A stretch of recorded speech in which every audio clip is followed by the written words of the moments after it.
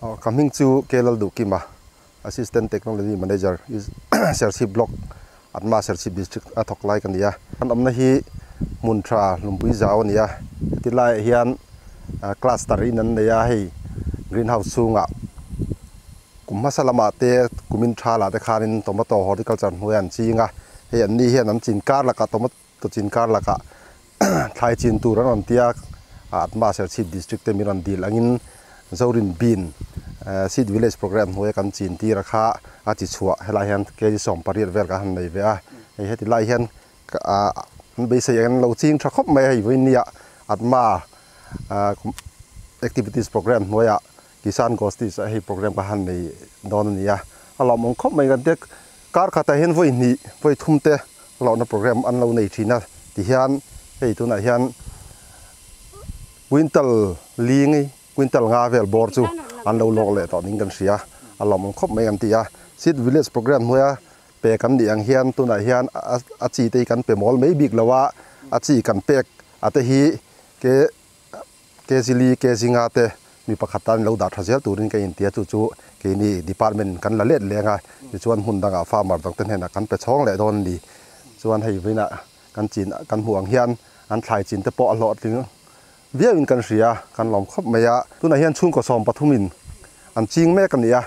and Sumle Pai and Death who pot, Kumdang I to one man, so one ping a can ring any. Coming to Lalrim Rota, Kania, hey, at Diamond Greenhouse Cluster, I had Vice Chairman in Goma. The Hian had Greenhouse, I had in Som Patumin,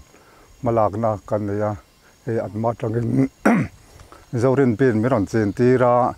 Ni voi thum kan lo thena ton he kan voi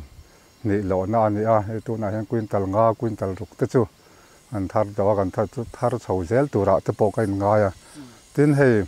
zorin pen he atui dan he kan la zoram hian kan la chiang lo nin kan ria han en mai chuan a to ya a sena le tan po hian a I tom lo viau pona langa amaro chu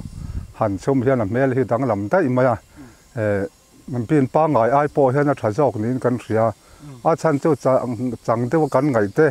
เลยตักแล้วกันไงเต้ที่เป็นป้าไงเหตุชวนไอ้ตักแล้วไม่อะเจ้าเรียนเป็นเหตุชวนอาหารจอกะทิ้งอาจอมจอกบอกกันนี่เป็นทั้งสองไอ้เห็นอาจอมจู่เฮ้ภาษาอะไรกันจวดสินะอามาเราจู่เป็นทั้งอังเฮียนสีจวดลงมาสิละไอ้อาเฮียนหันเสียเฮียนตุยเสียที่Zoram mi puiti hian ria hei hi hrizel sila a hral na konga po hian an ei thin takna ei chen ni lo ani ti hi Zoram mi puiti hian lo ria sila thain ka ria hei atma ina ma ron lak na hian a ro pui hle in kan ria hetlai a hian a chi hi ke som pariat vel hi a ron mi ron pe a ti chuan kain sem tara hemi kan thar hi bet khat thi a chi hi pek let le kan tumani Coming to Lalunzirian, hey, Muncha, Lumpuiza, Vayan, hey, at Ma district ho, Tiang ho, 10, hey, being Teminon, Tira, I have me Mahian in can soy led le potanga, tomato, take an hantinga,